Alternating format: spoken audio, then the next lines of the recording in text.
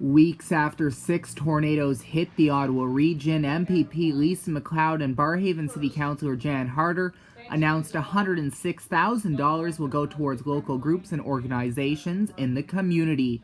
During a press conference at the Walter Baker Centre on September 28th, MacLeod said the donations will be split between 6 different charities that supported the disaster relief effort. Some of the local charities which will be getting a piece of the donations include the Barrhaven Salvation Army, which will be given $30,000 for their efforts in feeding residents at Larkin Park and then at Mannerdale Park following the storm. The Barrhaven Food Cupboard is also among 4 different local food cupboards which will each receive $10,000 to help restock their inventory. Sometimes we understand that there's a stigma to go into a food cupboard. This is about food access. Anybody who is affected and lost food in our community should go to these food access centers. They might be called a food cupboard, but they are there to provide you with a meal. Environment Canada says the tornado which struck parts of Nepean was an F2 tornado.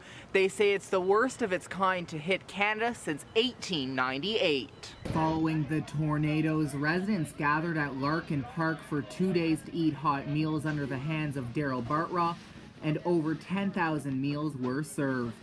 Jan Harder said the outpouring of community support reminded her of the former Barrhaven Days, which used to be held at the park in the month of June.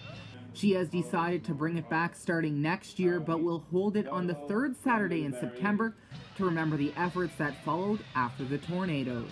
Well, we want that sense of community, and every September now, we've decided the 3rd Saturday in every September, we're going to have Barrhaven Day. Just for the one day, bring all the community together, and remember why we love living in Nepean, in our case, Barrhaven in my case. MacLeod said the province will offer support to those impacted by the tornado through the Disaster Recovery Assistance for Ontarians program, and she said she has been briefed every day on the recovery efforts. She toured the Maryville Hydro 1 transformer plant last week to survey the damage, which left hundreds of thousands in the city without power for days. While the station is not back to functioning at 100%, crews say they have been making improvements every day. In Arlington Woods, the neighborhood of Nepean that was hit the hardest, power has been fully restored, and crews have been working around the clock to remove the hundreds of historic fallen trees, which are over a century old. James O'Grady, a resident in the area, says the trees are expected to be fully cleared, hopefully within the next 5 weeks. Charlie Cenac, TWIN News, Ottawa.